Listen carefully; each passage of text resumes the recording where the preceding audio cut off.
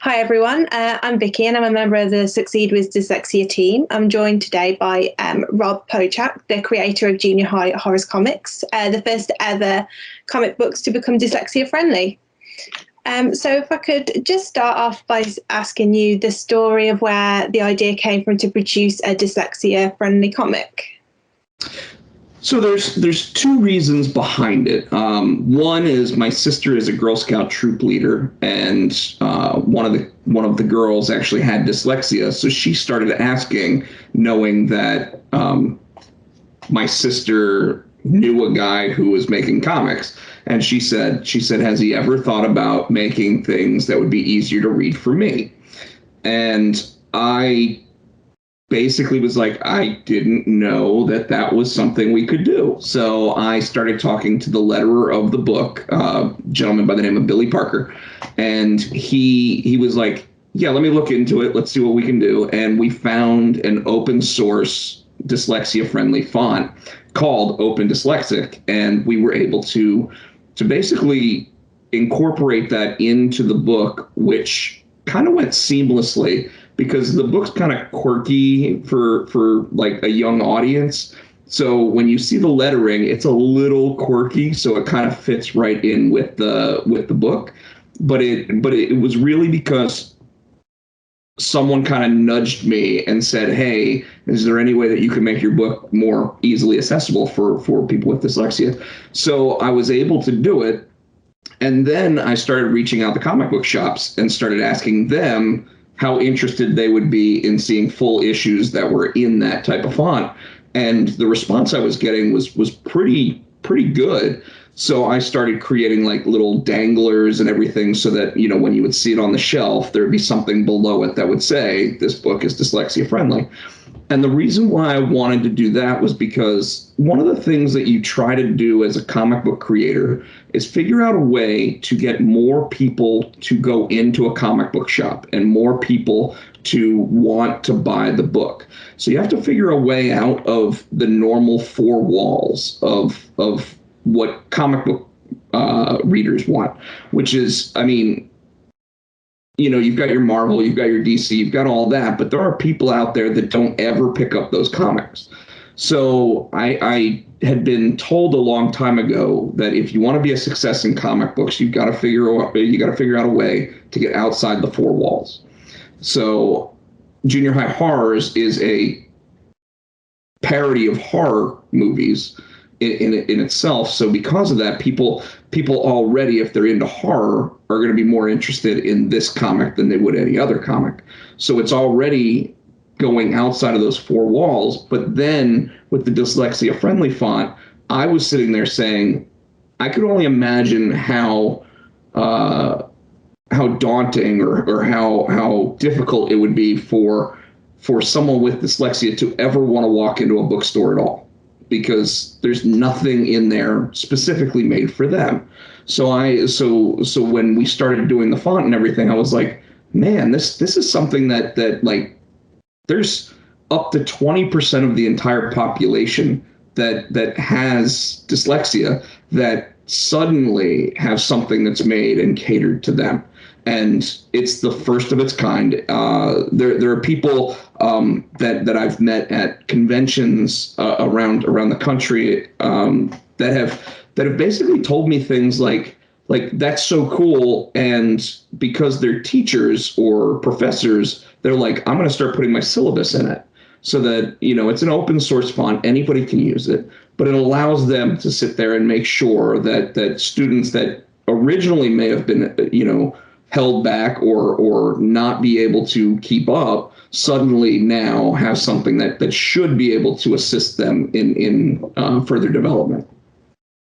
Yeah, and it's really good as well that it's coming from comic books, because something which definitely a younger audience and people in their teens, I mean, they love the escapism of reading a comic book. I mean, everyone does. It's not like adults, everything. I mean, they're only getting more popular, aren't they, to be fair?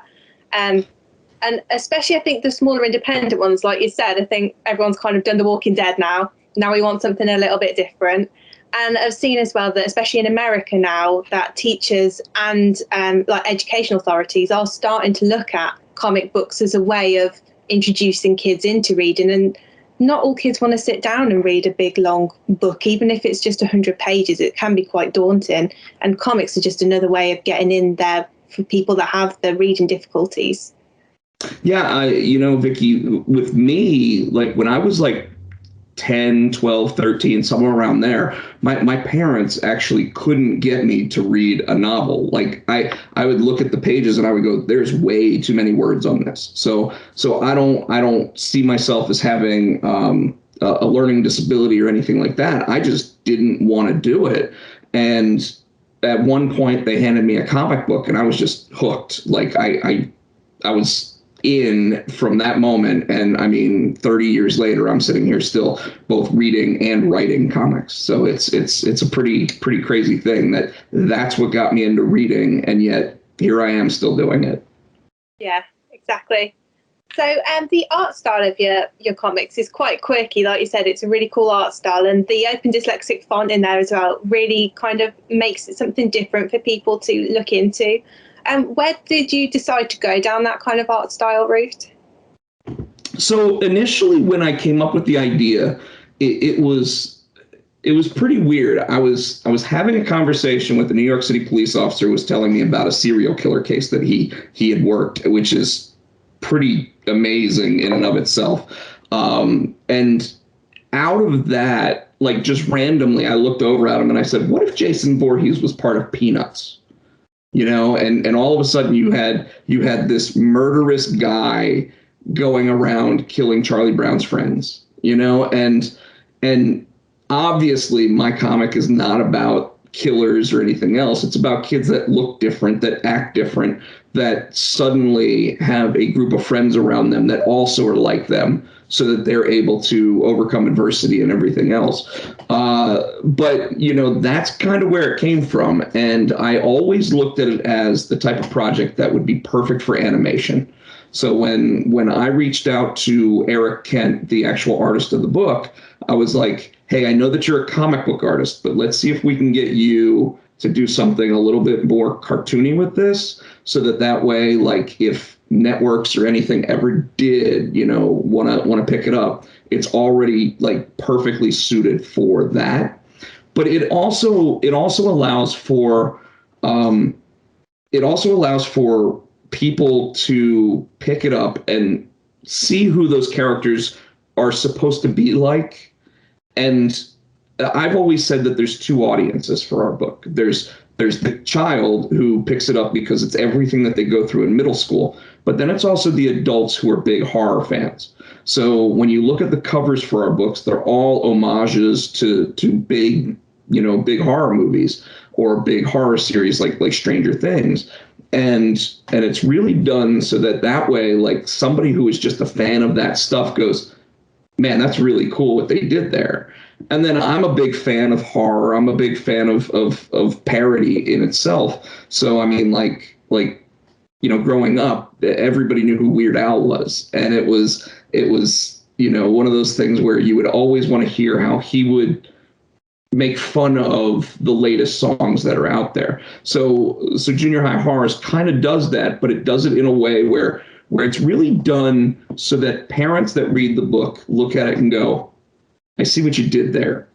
And it was funny, because like when JV Lakes, who looks like Jason Voorhees, likes a girl and she keeps getting red on her, it's because it's Carrie from the movie Carrie.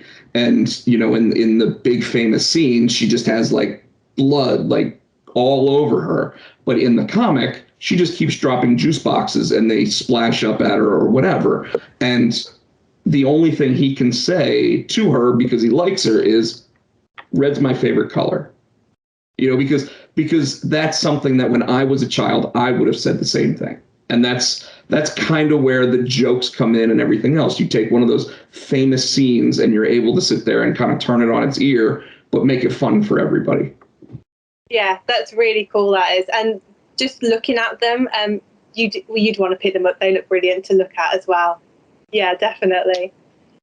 So the next thing, just want to talk about your background and your interests and what inspires you in this kind of world and what you've brought from your own experience into the comics that you now do.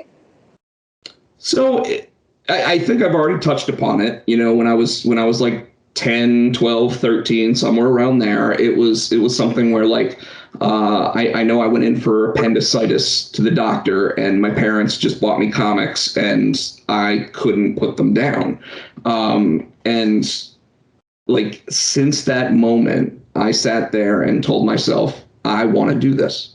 And it was interesting because now when I go to a convention, people who are younger who want to do this will come up to me and ask, how did you do it? How did you get your book published? How did you get massive distribution through Simon and Schuster and all of this?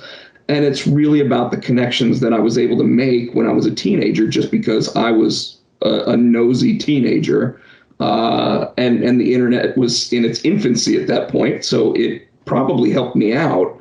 Whereas someone trying to do it now would either probably go the self-publishing route or you know, Amazon and try to publish it through them or whatever, but you might not get the same kind of level of distribution or noticeability from something like that, because anybody can do that. So I got lucky in that, and I met a guy that's about my age who said, I'm going to publish comics. And I was like, there's no way he's going to publish comics, but I want to be part of it if you do. And before you know it, I was writing comics when I was like 17 years old. Then, you know, adulting happened, and I went out, got a day job, and kind of put it on the back burner. And it was something where I was like, I might get back to it at some point. And I kind of left it alone for years. And then about 5 years ago, I had heart surgery, and when I got out of it, I basically said, I'm not going to let things hold me back anymore. And I went out and published through the same guy. His name's Chris Crosby.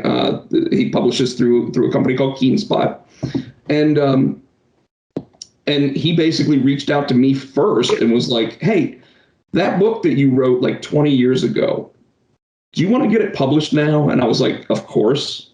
And he's like, okay, so I want you to rewrite it though. So I completely took a book that was fully written, and if you've ever heard of the Marvel method, it's basically taking artwork that's already done and putting a script to it. And it's what Stan Lee did for 15 years at Marvel Comics. That's how he wrote so many different comic books. And I took my first 4 issues of a book called Immortal and completely rewrote them so it was a 90s nostalgia piece. And when that got done, Chris was like, Rob, I'll tell you what, if you can come up with another idea, this sold well enough to where I'm ready to publish anything else that you come up with. And that's where I started like getting the wheels turning and going, what else could I do? And I'm a big horror buff, so I like horror movies, and I wanted something that would kind of be more appropriate for the kids that like Five Nights at Freddy's. And that's where, you know, I really started molding junior high horrors to make it something that any child could pick up and their parents would be like, this is perfectly acceptable. So there is violence from time to time, but it's not about the violence. It's about like what the kids do to overcome the violence. You know, it's really like the characters, Mikey, JV, Laurie, Nancy, Tony, and Piney, they all sit there and are kind of like the losers club from It. So they're the ones that all get made fun of and everything else because they all look different. They all act different. And anybody that's been in middle school has felt that way at some point, you know, and because of that, it takes all those kids and kind of allows them to win in the end, even though like they look different, they act different. And I can't stress that enough, that it really is about the kids having regular things happen that would happen in middle school, but then being able to overcome them. Yeah, and that's a brilliant message that anybody can aspire to as well, isn't it? And just to be yourself, and it's cool to be part of that like uncool crew. You're better to be quirky and a bit different, definitely.